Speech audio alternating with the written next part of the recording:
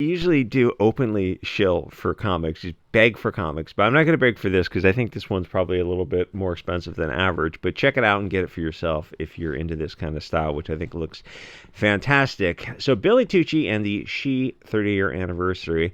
So what's going on with Billy Tucci, the teen sensation, and his She comic is celebrating its 30-year anniversary and releasing an IndieGoGo with the original art edition, which looks great. The backstory is the character She is a descendant of warriors with a Japanese father and Christian American mother, which is one of the reasons I'm covering this. I thought it was a little bit unusual because I mean that's how much of the lame mainstream we've come to accept, where you see something that doesn't follow the mainstream rules and you're like, oh wow, this is different. You're like, no, it's not different. It's just free. It's just freedom to write what you want to write and create the comic you want to create without these, like, you know what the mainstream politically correct rules are. I mean, you start deviating from that. You go, oh, this is why is this so different? Because it doesn't have to follow these bizarro soy boy oppression hierarchy rules. So complicated projects like this are subtly different from the mainstream's mostly anti-Christian if they have an opportunity to work it into the story, and the rest of it's just obviously globalist propaganda. Where these, soy boy pussies would be very uncomfortable writing Christian characters at all, because most mainstream comics people are satanic, drug abusing, panty sniffing perverts. I didn't say all, but I mean for sure that's most of them. I mean, you can look at a lot of the mainstream people in comics and go, yeah, ugh, gross. So Comicsgate has got a lot more freedom. If you want to make Christian characters or not, it's up to you. But in the mainstream, the only use they have for Christianity is a negative. I can't tell you how many times I've read mainstream comics where when they introduced a priest or they have a church with a cross in the background, it's going to be used as like, oh, it's actually a satanic temple, and the priest is opening up a wormhole into hell. What's a Stephen King book? Jerusalem's Lot, not Salem's Lot, the book, but Jerusalem's Lot was the shorter story, which actually is freaking probably one of his best stories. Fan freaking tastic, where he opens up the was it based on Bram Stoker's The Worm or something? It's well, I don't know where I was going with this. Oh, okay. That's what you see in the mainstream comics. I was just reading some comics the other day where it was literally that scene. Is there's a priest and there's a cross in the background, crucifix in the background, and they're actually opening up some portal to hell. How many times are you guys going to use Christianity as a negative? There's two other Abrahamic religions. Like, yeah, but you can't even mention them or you'll get kicked off of YouTube. Anyway, and the thing is, I'm not saying you should go out and attack those, but I'm saying if you want to go after Christianity, you gotta treat the other ones fairly as well, and occasionally have a mosque or a synagogue or whatever the other religions are, in there. You can't just have Christianity because it's safe and there's no consequences. And I mean, like, the culture war aside, that kind of stuff is what makes comics predictable. Tired, bored, hackneyed, and overused. You've seen the same thing. And the problem with the mainstream people in comics is what I realize is they don't read comics. They write comics and they don't know how cliche their storylines are because they really don't read other comics. Otherwise, they would know. They would see like, oh, this is like a trope. This is being done all. Hey, look, what's the correlation with literally with blue or green eyes? The thing is, would it change them? No, because they really couldn't make they couldn't make the bad guys, some other religion, because they'd just be fired and blacklisted. So, I mean, like, mainstream comics is pretty much in a death spiral. What do they call it? Cities like San Francisco are in this doom loop, which is kind of interesting. Actually, I mean, it's not to joke around about that, because it's all really happening. So the more you think about Comicsgate, you realize how different it is. If you want to write a Japanese character, I mean, you could send me this comic. I know it's expensive. I'm not saying I deserve it, but I kind of do. It's just throwing the idea out there. If you don't ask for stuff, you don't get. So I'm just kind of, putting the idea out in the universe.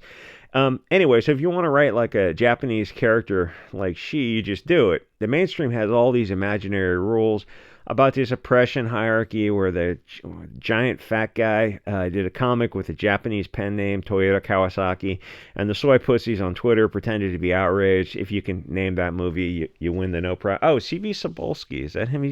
There's so many giant fat guys in the mainstream. Who's the other giant fat guy? There's another one. Dan Slott. Dan Slott. The two of those guys together, I try to imagine them in a backseat of a car and what that would do to the suspension. Huge, huge dudes. So he wrote that. He wrote that comic.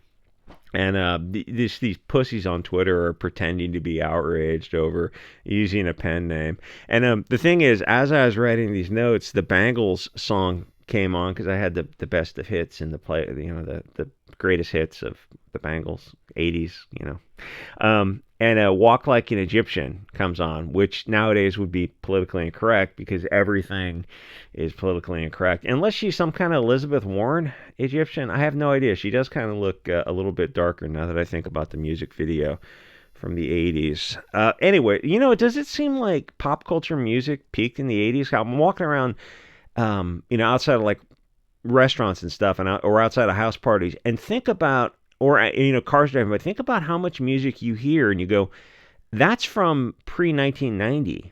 How much of these mainstream music, and it's like it can be teenagers in high school now listening to music, and most of it's pre-1990. It's weird. Or you're at a restaurant, it's a background music or this kind of thing. What's wrong with modern music? I know every once in a while they have a Taylor Swift come out, but you realize the 80s music is the vast bulk of pop music that people are still rocking out to. It's kind of weird. Anyway, so teen sensation Billy Tucci has got this character seek the revenge of the gangsters who deleted her dad, and they send assassins after her, and she has to snickety snack them Uma Thurman style in a Hong Kong kung fu showdown.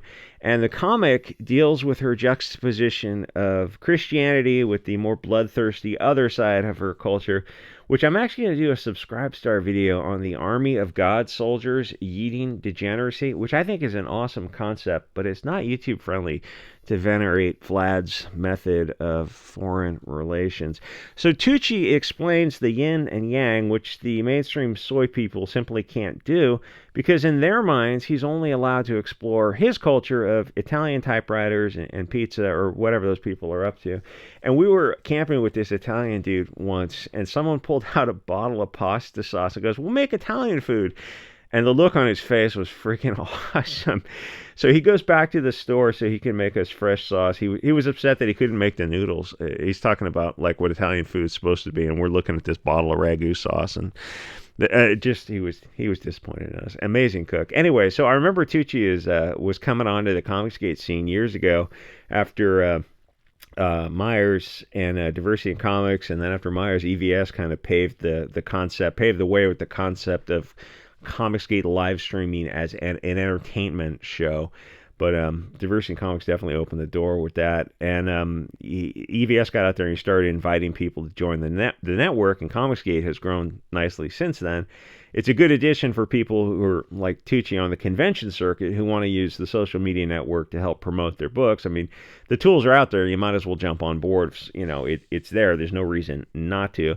Because nowadays, unless you're a BLT, Pox, Wox, Furry, Other King communist, you're not welcome in the mainstream. I mean, this was in the beginning of Comicsgate with the 2016 Trump derangement syndrome. People were talking about, if you had an American flag in your profile, that would have been a warning bell for them. But if you had like a MAGA thing, you just would have been fired out of the mainstream. The mainstream comics since then, you look at it, it's like all these toxic left-wing people. They're the most hateful, racist, intolerant people on earth. It's just that they hate you, and so they go, oh, their hatred is justified. And like, how well are mainstream comics doing today? Not well at all if you don't follow the industry. Manga from Japan is actually just kicking the hell out of it because mainstream comics are all these just the worst people on earth. Anyway, I'm trying to think of like the four fattest people, and I in comics, I guess Gail Simone, Mark Waid, C.B. Sapolsky, and Dan Slott. Where I don't even know if you could find a car to fit them. It's like 1,000 pounds. Actually, more than 1,000 pounds. C.B. Sapolsky and Dan Slott are probably 300 plus each. I don't know where I was going with that. Anyway, so Comicsgate is giving all these normal professionals a chance to join a network where you don't have to list your mental illnesses and pronouns unless people start listing alcoholism, which I guess would be appropriate for Comicsgate. So this comic is over 100 pages, and it's got a hardcover available, and it looks awesome. I mean, it would be cool to receive it in the mailbox. I'm just throwing it out there. He's also doing an ashcan, which is 32 pages, called Pencils Down, which is a nod to the whole Wu Flu thing. thing, which seems, like a psych op to me. I don't know how far I can go into these kind of globalist machinations on YouTube, but what happened is a bunch of pussies panicked over, I think, a cold or something, and stopped going to the stores to buy their crappy virtue signaling comics. And the funny thing about that is they never went. The comic book industry has had a rough time restarting itself. Like, the stores are open, you can wear all the panties in front of your face and the alcohol swabs to wash your hands, whatever it is. These pussies are all into. There's still people on social media now with the panties in front of their face, and they're like, it hasn't gone away, it's still here. Like, yeah, okay, was it ever here in the first place? That's, press F to doubt. Anyway, so the mainstream comics industry is having a rough time getting themselves picking up the pencils and starting again. So Marvel sent their artists a letter saying stop work, but Comicsgate just kept selling their stuff on YouTube, and some of the mainstream pros tried to start YouTube channels, but it required grassroots work and support of their audience, and they just can't do that because they're horrible perverts who their own side hates. Gail Simone put out 5 videos before she gave up, and they're horrible. They're worse than mine, which is saying something. And Joe Glass did the same thing. He tried, he tried, but he's just a gay English dude, but that's losing a lot of its oppression points because he's not trans, which is every time something new goes on the top of the hierarchy, all the old ones have to get pushed further and further down, as Dave Chappelle pointed out.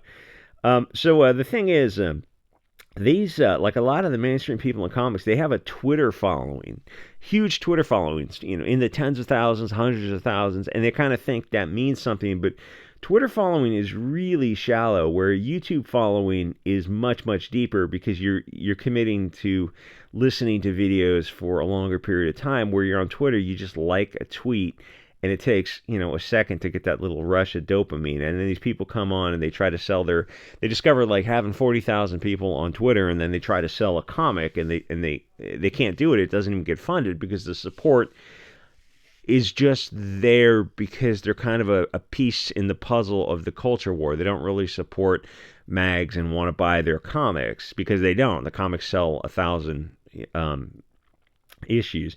Anyway, so Comicsgate is fundamentally different because it's a grassroots movement started by Diversity in Comics. It's been, I don't know how long, like 7 years now. It's kind of weird to think it's been this long.